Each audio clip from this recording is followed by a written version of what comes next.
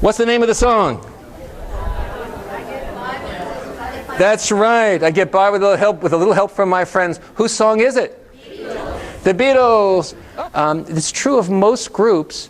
I only knew the person in the lead. But the Beatles, this is like more than 50 years later, I still remember the name of all the Beatles, as do a lot of you. Now, why is that? And I say it's because the Beatles had something that the other groups didn't have. And that's what made their music last and made them better. And this is what they had that is a good lesson for all of us. They had teamwork. They had amazing teamwork. And I heard something really unusual on Stephen Colbert's show a couple of months ago. He had Paul McCartney on, and Paul McCartney said this. You might not be aware of this, Stephen, but every single song we recorded had to be approved by everybody in the group.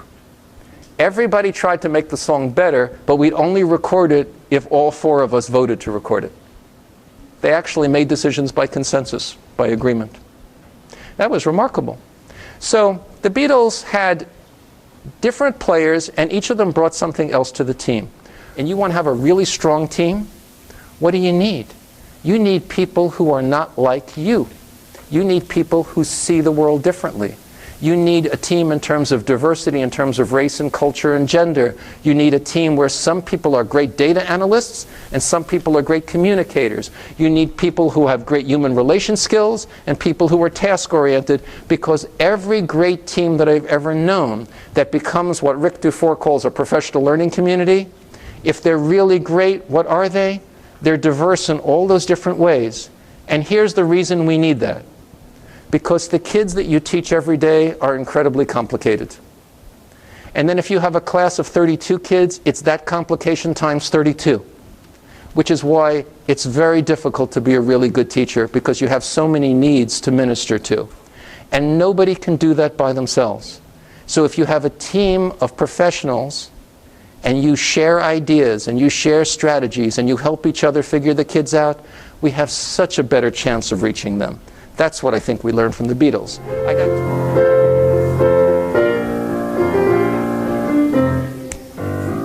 I hear you. Well, I have been with you about an hour. I feel now I trust you.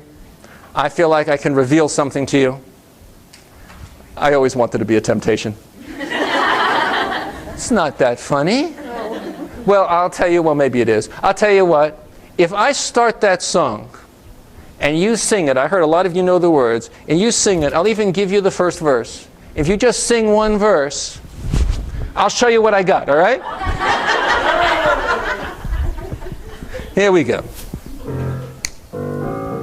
Well, I guess you'd say, what can make me feel this way?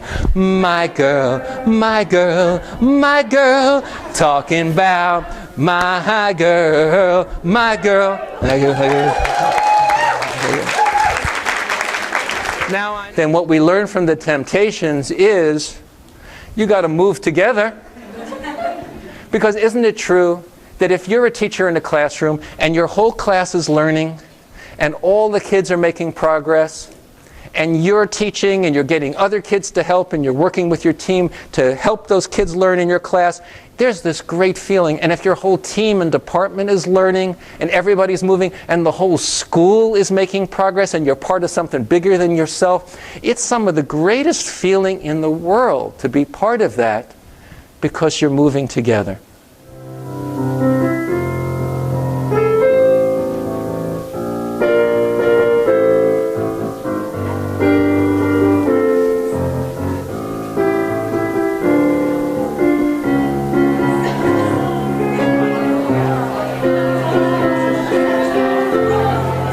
Louis Armstrong, Satchmo. When you hear that song on the radio, and he's the one singing it, can it be anybody else? No. You know it's him. And so the last lesson I have for you from this last legend is the one that sounds the easiest, but yet it encapsulates all the others, and it's actually the hardest to do. And that's to be authentically yourself. Because when you show kids the real you, the person who dedicated your life to teaching them, they feel the real you, and it means more to them than anything else. So here's my last teacher story for today. Joseph Andrews taught 4th grade at South Lake Elementary School. Our younger son, Ben, had Mr. Andrews. And he said something at that back-to-school night that has stayed with me forever. And I can't do it as well as he did it, but I just want to give you the gist of it. He said, "Welcome, parents. Thank you for coming to South Lake's back-to-school night. I want you to know there's no place in the world that I would rather be than here teaching your children."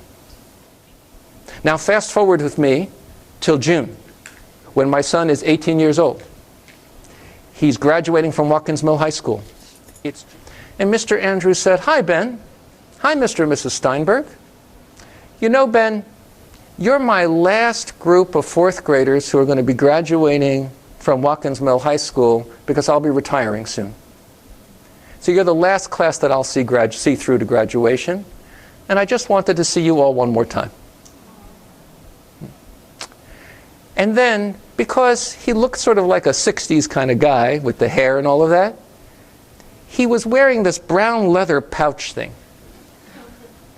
And he reaches into the pouch and he pulls out little 3x5 photographs of Ben and all the kids from 4th grade from when they're 9 years old that he's kept all these years.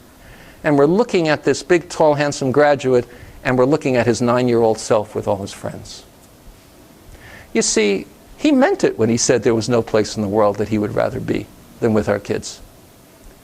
The man did not even have a ticket to graduation. I was so glad a cousin didn't show up. I said, "Take this ticket, Mr. Andrews. Come with us." Because you see, that's what a really great teacher is. That you love teaching so much. But Mr. Andrews, who you would walk by on the street and not notice, is one of the most important people in our son's life. Because he was authentically himself. And our son knew that and felt that. They'll learn much more than I'll ever know. And I think to myself, what a wonderful world. Big finish. I think to myself. You're all right. So don't leave yet. All right. Now you could tell that I really like music, right? And so I highlighted 10 musicians for you. But who do you think were the real legends that I was talking about today? The teachers, that's exactly right. Because if you do these things, if you're sincere and optimistic and you don't accept any limits and you participate along with your kids and you hold fast to your principles and you put the message across and you're daring and use high energy and you use teamwork and you move those kids together and you move together as a staff, and most important, that you are authentically the person that you set out to be, the person who dedicated his life to teaching and her life to teaching children. If you do all of that, then here's what I promise is going to happen. You're going to be the legends that your students are never going to forget as long as they live. And there's no greater legacy than that. Thank you. It's been wonderful working with you.